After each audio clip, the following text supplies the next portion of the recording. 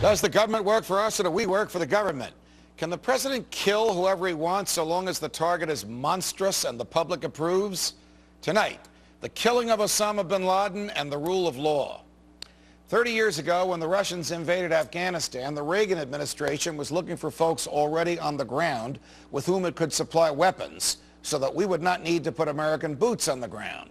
Numerous warlords, tribal chieftains, local thugs, and fanatical leaders received copious amounts of U.S. cash and abundant supplies of U.S. weapons, ostensibly with which to repel the Russians. This was, of course, back in the days when communism was the boogeyman and before the old Soviet Union fell apart. And President Reagan really believed that helping this ragtag bunch of freedom fighters would repel the evil empire. So help the freedom fighters we did. 6 years later, and after the deaths of over 100,000 Soviet troops, the Russians left Afghanistan. One of the folks through whom we funneled help to the freedom fighters, who actually helped the U.S. repel the Russians, was, you guessed it, Osama bin Laden. Fast forward to 9/11, and we find near universal Western condemnation of him as the mastermind of the tragedy that struck America that day.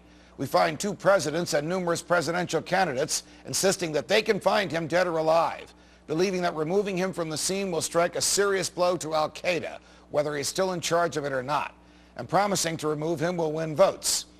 As we know from today's reaction across the country, from Republicans and Democrats and liberals and conservatives, the demise of this monster has brought great joy and unity. I hope not too much joy and unity, because the same president who ordered the killing of bin Laden also wants to borrow trillions of your dollars that your children and grandchildren will need to repay so as to finance his welfare and warfare state. The same president also authorized missiles and drones that killed Libyan dictator Gaddafi's infant grandchildren last weekend. The same president thinks he can fight any war he wants to fight without congressional authorization. This is the same president that has put the feds in charge of your health care.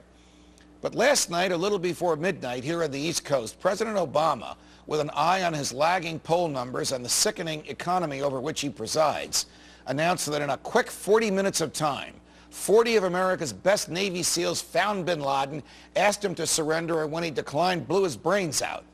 And then he told us that after bin Laden's remains were identified, they were dumped at sea in accordance with Muslim tradition. No photos, no testimony from eyewitnesses, just the president's word that he's dead, and to repeat a famous phrase, now sleeps with the fishes.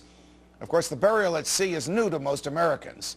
It is new to many Muslims as well. Bin Laden belonged to a Muslim sect that believes in anonymous burial in the earth. Beyond the issue of whether the government is telling us the truth or pulling a fast one to save Obama's lousy presidency is the issue of the lawful power of the president to order someone killed, no matter how monstrous, how dangerous, or how unpopular. Here is the law.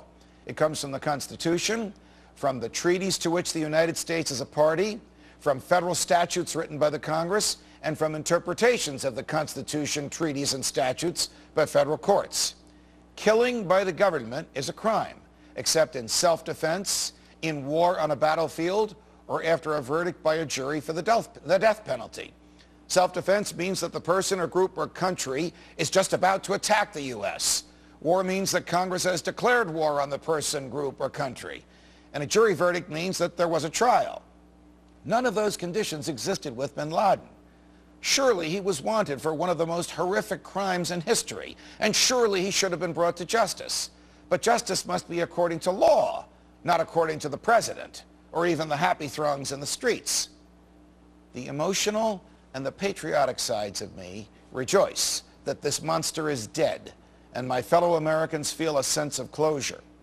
I wept right here in New York with the victims of the families on 9/11, and I understand fully their rejoicing today. But the moral and legal sides of me are compelled to warn that this business of the president deciding to kill people is very dangerous and very unlawful. Put aside that governmental assassination is a violation of the Constitution. Put aside that this killing was not in self-defense and was without a declaration of war. Put aside the law that the president may never order the killing of civilians, period.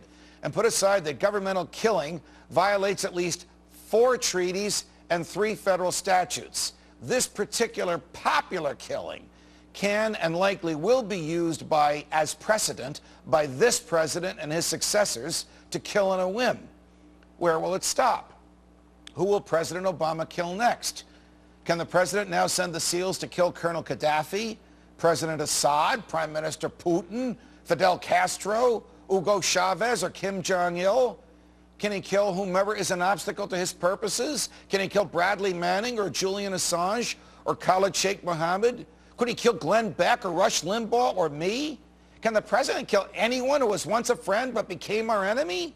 Suppose France or Great Britain turn on us tomorrow and their leaders get in our way. Well, the answers to these questions are obvious, and that's why we have laws to govern killing by the government. What the president has already killed, unfortunately, is the rule of law. The rule of law is the last refuge of civilized people. It protects us from arbitrary government decisions to take lives, liberty, or property. The president took an oath to uphold the rule of law, and he has violated that oath.